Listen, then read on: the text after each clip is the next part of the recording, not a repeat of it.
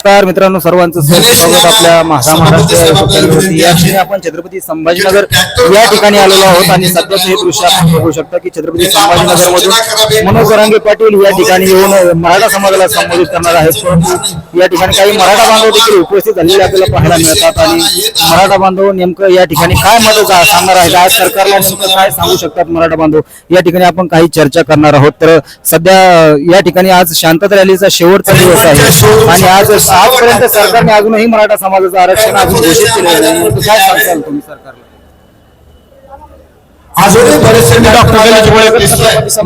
आपल्याला विनंती करतो, जरांगे पाटलांनी गेल्या 11 महिन्यापासून आरक्षणासाठी हा लढा उभा केलेला आहे आणि ओबीसी प्रवर्गातून संवैधानिक आरक्षण मिळावं यासाठी लढा आहे। ओबीसी प्रवर्गातच का, तर याचे 2-3 कारण आहेत। कारण हे आरक्षण न्यायालयात देणार आहे। 1992चा जो इंदिरा साहेबचा जो खटला आहे त्यात स्पष्ट अशा प्रकारचे निर्देश आहेत, आरक्षण मर्यादा 50%च्या आत असावी। मात्र महाराष्ट्र सरकार आणि विरोधी पक्ष हे मराठा समाजाला मोठ्या संकटाच्या खाईत लोटत आहेत। जाणून बुजून 50%च्या वरचं न्यायालयात न टिकणारं आरक्षण ते देत आहेत। वास्तविकतः मराठा हा कुणबीच आहे। 13 ऑक्टोबर 1967च्या यादीमध्ये 83 क्रमांकावर कुणबी ही जात आहे। आपल्याकडे मंडळ आयोगाने जात आधारित आरक्षणाची शिफारस केलेली आहे आणि या शिफारसीमध्ये कुणबी हा 83 क्रमांकावर त्या ठिकाणी ऑलरेडी 180 यादीत आहे।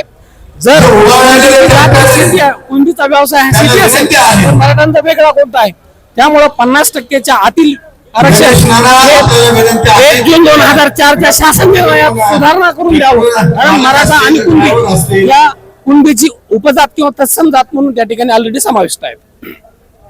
तर या ठिकाणी आता ही जी शांतता रॅली काढण्यात आलेली आहे, तर नेमकं शांतता रॅलीतून आज जर सरकारनं आरक्षण दिलं नाही तर नेमकं पुढचं वाटचाल कशी असणार? पोलिसांचा फोन होता, मूलतः या रॅलीचं नाव मराठा आरक्षण जनजागृती शांतता रॅली अशा प्रकारचं नाव दिलेलं आहे। आरक्षणाची जनजागृती शांततेने करण्याचा प्रयत्न आहे। गेल्या 8 दिवसापासून जरांगे पाटलांनी हिंगोलीपासून प्रत्येक जिल्हा मुख्यालयावर अशा प्रकारचे शांतता रॅली आयोजित केल्या आणि आज पहिल्या टप्प्यातली ही रॅली आहे। कारण जर सरकारनं हे आरक्षण दिलं नाही तर संपूर्ण महाराष्ट्रभर अशा प्रकारचे रॅलीज आयोजित केल्या जाणार आहेत। आज पहिल्या टप्प्याचा हा समारोप आहे आणि या पहिल्या टप्प्याच्या समारोप प्रसंगी या ठिकाणी जरांगे पाटील हे संध्याकाळी 5-5:30च्या सुमारास समाज बांधवांना मार्गदर्शन करणार आहेत। कारण सरकारही आरक्षण द्यायला अनुकूल नाही। काल विधिमंडळाचं अधिवेशन संपलेलं आहे, परंतु मायबाप सरकारनं यात कुठलाही निर्णय, सकारात्मक निर्णय आरक्षणाबाबतीत घेतला नाही आणि विरोधी पक्षांना सुद्धा तेवढं गांभीर्य नाही। फक्त मराठा समाजाला झुलवत ठेवायचं आणि मत पाळवायची, सत्ता मिळवायची एवढाच कार्यक्रम आहे। जर